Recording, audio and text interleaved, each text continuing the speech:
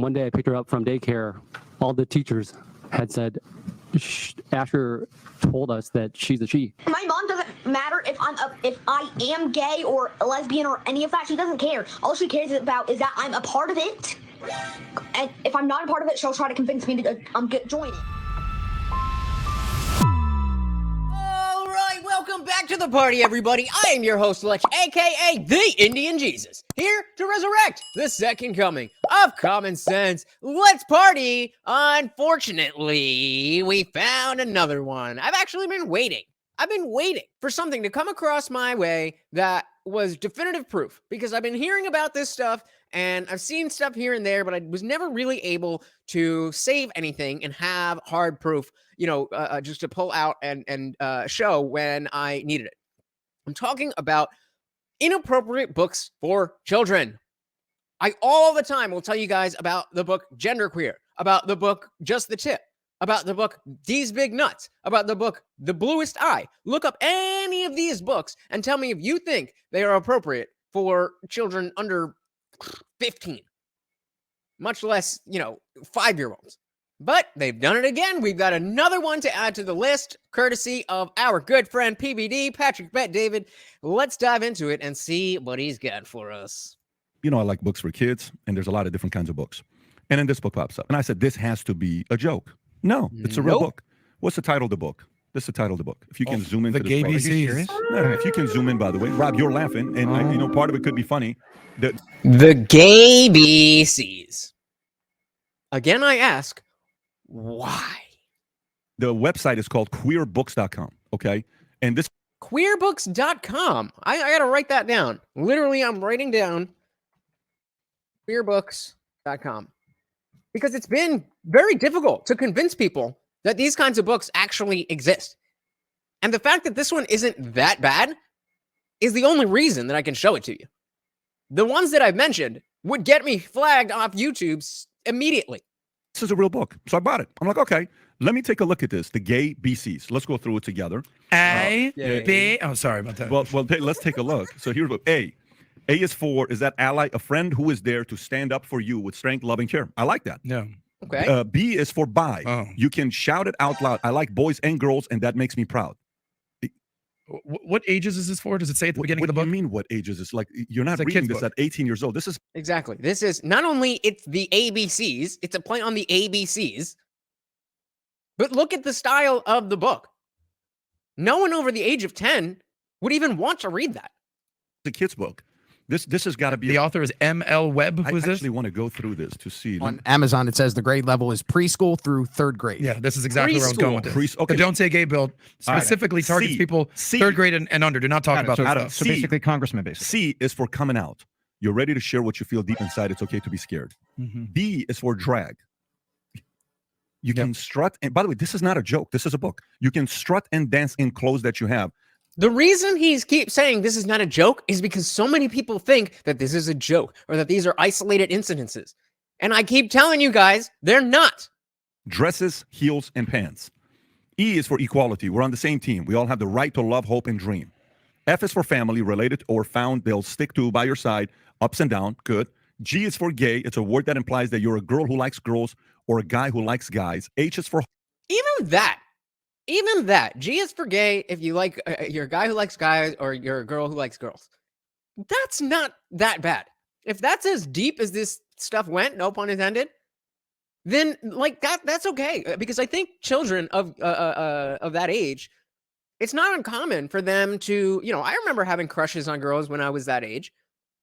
And so I don't think, just, and then of course, you have the kids who are going to have same-sex parents and stuff. So I don't think just saying, oh, you like guys and you like girls is that big of a deal. I mean, of course, then you have to get into the you mean like or like? But I mean, if that's as far as it went, then I would have no problem. But that's not as far as it goes. Hope, dream up a life you love, sky's the limit. And by the way, intersex is I, J is for joy, K is for Kiki, L is for lesbian, M is for mountain, N is for non-binary, O is for orientation, P is for pan, Q is for obviously queer, R is for respect, Obviously. S is for sachet, Sachet. Sachet. That goes with drag. T is for Shout out to RuPaul there. T is for trans. It's a brave step to take to live as the gender you know. U is for unique. A brave step. He said trans. T is for trans. A brave step. That is indoctrination. Why are you attaching anything to if you're just trying to teach what trans is? Remember, I said with G for gay that it's descriptive and it was fine. Now we're not just describing it, we're attributing values to it. There's a big difference between the two. V is for Vogue, W is for wonder, X is for, you can write it down when you have M or as pronoun, U is for you, Y is for you, Z is zest. Yeah. That's a book. Okay, the ABCs. Okay. And trust me, like I said, this is one of the books that I actually can show you. The other ones that I mentioned don't have one page that I could actually show to you or read to you. Go look them up. So, should they have the right to sell this book? The answer is what? Yes. Of course you should have the right to sell this book. Price of free speech is free speech. Yeah, there's nothing wrong with By the way, selling. this came out in 2019. This is before the So nobody here is against this book being able to be sold. If you're some effed up parent and you want to read this to your child, go right ahead. What's being objected to is having this book and books like it, and way worse than it, in not only school libraries, but in the curriculum. That is what is being objected to, not the overall sale of these books. So when people talk about how books are being banned, no, they are not. serious trans culture wars really were highlighted. But now here's the part. You when they say nobody is growing, that's the part when you see stuff like this. As a parent, this stuff is, getting into schools. This stuff is getting into kids reading this. What does a 5-year-old think about when they read something like this? The 8-year-old, a 10-year-old. If I were to tell you right now, as a kid, what phrase do you remember your mother or your father telling you that you believe till today? Positive. What phrase? What did your mom or dad tell you that till today you remember? Honesty or responsibility, something along those lines. Now it's going to be equity. My mom would always tell me you can be anything you want to be just as long as you give it your best. Okay, Tom. My parents were big on honesty. There you go. Always tell me the truth. Even if you've done something, tell me the truth. How many times did they say that to you? How many times did they say that? It was constant. It was constant. My brother and I were only about less than 2 years apart. We would get into mischief. Things would happen. I remember 6, 7 years old, we'd break something. And so it was always, or somebody gets hurt, somebody's crying, and it's like, tell us the truth. Tell me the truth. And I can remember the punishment was always slightly moderated if you told the truth.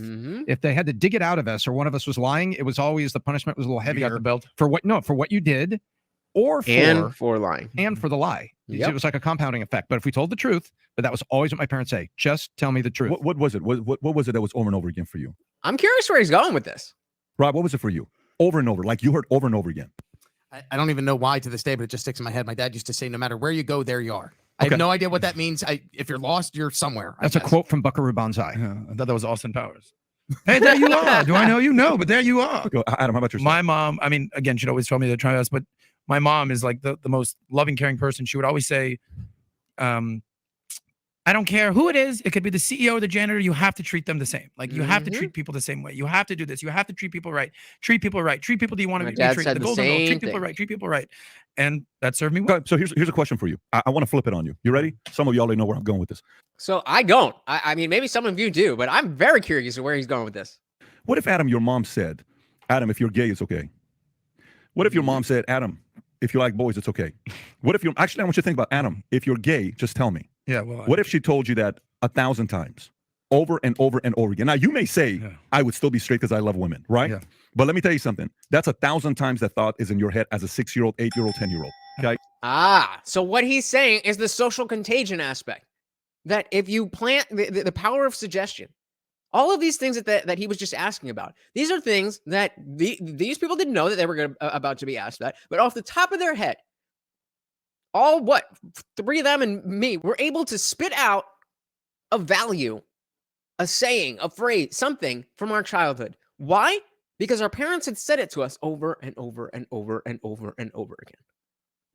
So where he was going, which is obvious to me now, was it's okay if you're gay. It's okay if you're non-binary. Are you sure you're not gay? Are you sure you're not part of the LGBT community? Are you sure you're not queer? Are you sure you're not non-binary? over and over and over and over again, that is going to have an effect on how you view yourself and being gay or queer or whatever else. Information. If your mom and dad told you, Tom, if you like boys, you can tell me, son. Like, can you imagine even that phrase? Like preemptively, before you even said anything? Preemptively, even the kid giving a sign, like they're saying anything. Like, here's a question. What is the advantage of a kid reading this book? What is the advantage of a kid reading this book? That's what I want to know. What is the advantage? If somebody is in a climate like this, of where we are today, you think people feel uncomfortable being gay today versus what it was 30 years ago? Nope. So this is the part where you get a Bill Maher that comes out saying, why are you trying to, increase this? Why? So there's a video, I'm going to send it to you, Rob, if you can share this, where a child exposes his mom. Okay, it's a very, I don't know if you guys have seen this video or not, where there are parents now where they're proud to have this and talk about this and say, look, my kids are gay. It's a bragging right. So while I was pulling that up, he mentioned Bill Maher, and we've been covering Bill Maher a lot, and seeing how despite he was plagued with a hard case of TDS all throughout Trump's presidency, he seems to be coming out of it a little bit slowly, gradually, kind of one step forward, two steps back, or two steps forward, one step back, whatever. He made a good point on one of his segments on Real Time about the increase from generation to generation of how many people actually identify as being queer or part of the LGBT community. And it's been doubling. And he's like, I think the punchline was something like, in 2030, there's going to be 200% gay people or something like that. And so when even the liberal pundits are not even pushing back against this, but are openly mocking it, you really got to question what is going on. If the Asian father says, my son said, did we play this clip before or no? I want to show this to you as well. Rob, if you can see this clip I just sent to you, look how the kid is like, and the mom gets a little bit upset. Just look at this reaction. I think this is the same video. I've seen this one. Oh, man. If you guys haven't seen this, this is very telling. For a long time, people have been talking about Munchausen syndrome by proxy. If you're not familiar, Munchausen syndrome is when you will either pretend to or really make yourself sick so that you can get the attention from either the people around you or people at the hospital or whatever. That's Munchausen syndrome. Munchausen by proxy is when somebody else is doing that to somebody so that they feel needed. So very often it'll be parents who will be mildly poisoning their children. So their children are always sick so that they feel needed. My son needs me. He's sick. This is a mental disorder. This is well documented. And the claim is that there's a lot of parents who have been manifesting this Munchausen by proxy syndrome through making their children talk, dress, whatever, as if they are part of the LGBT community when they're not. Now watch this. People that aren't serial killers like Ted Bundy. Does your mom say you have to be LGBT? No, I can choose what I want to be, but something. What? Go ahead, Lex. Go ahead. Keep talking. Say what you're saying. My mom doesn't matter if I am gay or a lesbian or any of that. She doesn't care. All she cares about is that I'm a part of it. And if I'm not a part of it, she'll try to convince me to join it. Because I. What? Are you saying right now? So in case you didn't hear what just happened, let's watch it again. They've got, this is a TikTok live, and there's the three of them on camera, and, obviously with live, they have the chat going. So somebody asks the question in the chat, the kid starts to answer, and then all hell breaks loose. Does your mom say you have So the question is, does your mom say to be LGBT? No. So does your mom say that you have to be LGBTQ? I can choose what I want to be, but something. But. And the older brother is like, don't answer that. Don't answer that. Clearly, that's not good. And the mom should have realized that obviously the jig is up. But she stops the older son and she tells the younger one to go back and continue talking. Go ahead, Lex. Go ahead. Keep talking. Say what you're saying. Keep talking. My mom doesn't matter if I am gay or a lesbian or any of that. She To my mom, it doesn't matter if I'm gay or lesbian or any of that. doesn't care. All she cares about is that I'm a part of it. All she cares about is that I'm a part of it. And if I'm not a part of it, she'll try to convince me to join it. If I'm not a part of it, she'll try to convince me to be a part of it. Because I. What? Are you saying right now? Facts. That I would convince you to He said, she said, she said, what are you talking about right now? He said, facts, mic drop. join what? The LGBTQIA plus community. There it is. One more time. One more time. Does your mom say you have to be LGBT? No, I can choose what I want to be, but Choose what I wanna be. But He tries to stop. Go ahead, Lex. Go ahead. She Keep says talking. keep Say what you're going. saying. my mom doesn't matter if I'm She doesn't if care I am what I gay am. or a lesbian or any of that. She doesn't care. All she cares about is that I'm a part of it. All she cares about is that I'm a part of it. And if I'm not a part of it, she'll try to convince me to join it. If I'm not a part of it, she will try to convince me to join it. Because I What are you saying right now? facts. That I would Facts. convince you to join what? The LGBTQIA plus community. That I would force you to join what? The LGBTQIA plus community. And the fact that he doesn't stumble over the letters at all is a little bit telling as well. That's crazy. You saw the mom's reaction? A kid is not going to say something like that just because he thinks Nope. about that. Even a kid is sitting there saying, dude, my mom just wants to be part of this organization, right? There's a problem here. There's this parent, I don't know if you've seen this one. Let me see this one if I can find. You have to see this one. I'll find a clip to show it to you. But you see a book like this, you see what happens. It gives credibility to parents. Tom, what are your thoughts when you see something like this? Look, the price of free speech is free speech. That's my first thought. And my second thought is each organization. I don't know what he means by that. I'm sure that's a quote from somewhere. The price of free speech is free speech. And I get that it means that the price of having free speech is that there's going to be speech that you don't necessarily love, but it's free anyway. But I don't understand how that plays into this.